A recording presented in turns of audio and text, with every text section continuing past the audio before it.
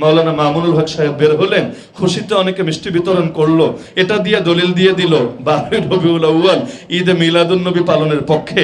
Direct কথা, আমরা নবীর জন্মে খুশি হয়ে মিষ্টি বিতরণ করি, এতে তোদের ওয়াহাবিদের গায়ে জ্বলে, আর তোদের হুজুর কারামুক্ত হয়ে বের হয়েছে, এতে মিষ্টি বিতরণ করলে গায়ে জ্বলে না, তার মানে তোরা নবীরে ভালোবাসিস না, তোরা হুজুরদের ভালোবাসিস না। আউযুবিল্লাহ।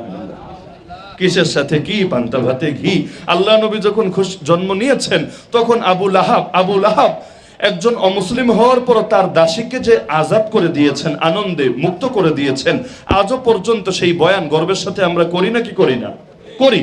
এমনকি আমরা আবু লাহাবের বহুত খারাপের মধ্যে যেই কয়টা ভালো দিক আছে, ওই ভালো দিকের মধ্যে এটাও তো উল্লেখ করি যে আবু লাহাব নবীর জন্মে খুশি হয়ে নিজের গোলামরে, নিজের দাসীরা পর্যন্ত আজাদ করে দিল।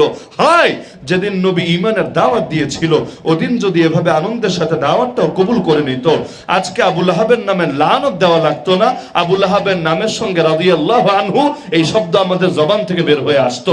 কিন্তু আবু লাহাবের নামের সাথে লানত দেওয়া লাগে। তাব্বাত ইয়াদা, এটা কি লানত না? এটা কি বদদোয়া না? শুধু আমরা দেই তা না, আবু লাহাবের 5-5টা বাচ্চা মুসলমান হয়ে গিয়েছিল, একজন দুজন না। আবু লাহাবের বাচ্চাদের মধ্যে কালেমা পড়েছিল কয়জন? 5 জন। এই 5 জন যখন কোরআন পড়তো, তারা কি এই সূরা বাদ দিয়ে পড়তো? এই সূরা যখন পড়তো, সন্তানের মুখে বাপের নামে বদদোয়া বের হতো না? অবশ্যই বের হতো, কারণ ঈমান সবার উপরে, কোরআন সবার উপরে, বাপ সবার উপরে না।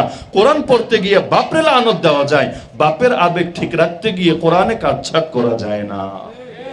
আমাদের সমাজে অনেকে কাটছাট করে না, দলের পক্ষে খালি দলিল দেখে, এখন তো মার্কার পক্ষেও দলিল দেখে। মার্কার পক্ষে একেবারে কোন যুগে কি আছে না আছে খুঁজে খুঁজে বের করে নিয়ে আসে।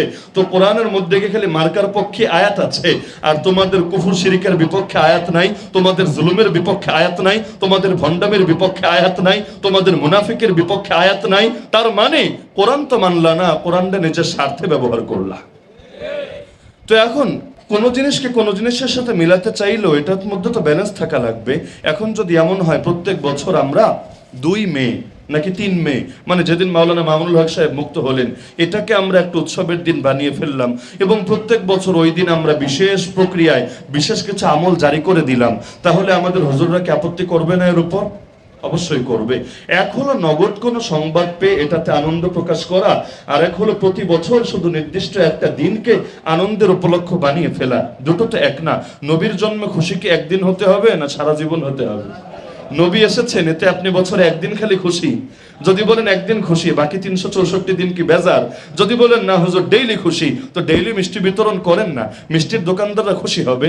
আমার এই ফতোয়া শুনলেও তারা এসে আমার হাদিয়া দিবে, যাক হুজুর একটা কাজের ফতোয়া দিয়ে এসেছে, প্রতিদিন নবীর জন্মে খুশি হয়ে মিষ্টি বিলি করতে হবে। কিন্তু সারা বছর খবর থাকবে না, বিশেষ একটা দিনকে নির্দিষ্ট প্রক্রিয়ায় ইবাদত বানিয়ে ফেলতে হবে। আর এটা করলে মনে হবে উত্তম, না করলে মনে হবে একটু অধম বা একটু খারাপ। এই শরীয়ত তোমারে কে শেখালো? এটাই তো ইসলামের মধ্যে নতুন সংযোজন হলো। কোনটা মুস্তাহাব, কোনটা সুন্নাত, কোনটা ওয়াজিব, কোনটা ফরজ, শরীয়ত থেকে নিতে হবে। নিজের থেকে বাড়ানোরও সুযোগ নাই, কমানোরও সুযোগ নাই। তো এই সংশোধনী দেওয়ার পর, এবং আশা রাখি এটা জীবনে আপনাদেরও কাজে আসবে।